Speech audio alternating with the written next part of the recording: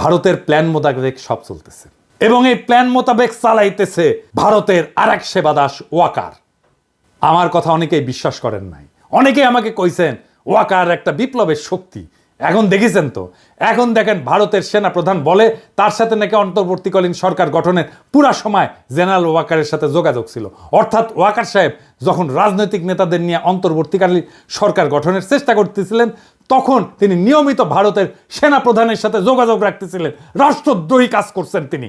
ওয়াকার সাহেব হয় আপনি বিপ্লবের স্পিরিট ধরতে পারেন নাই এবং হাসিনার আমলের অভ্যাস 2 দিনে ছাড়তে পারেন নাই, অথবা আপনাকে ভারতের সেনাপ্রধান ফাঁসাইয়া দিছে যাতে বাংলাদেশের সেনাবাহিনীর সর্বোচ্চ নেতৃত্ব বিপ্লবের বিপক্ষে কাজ করতেছে এইটা জনমনে ছড়ায় দেওয়া যায়।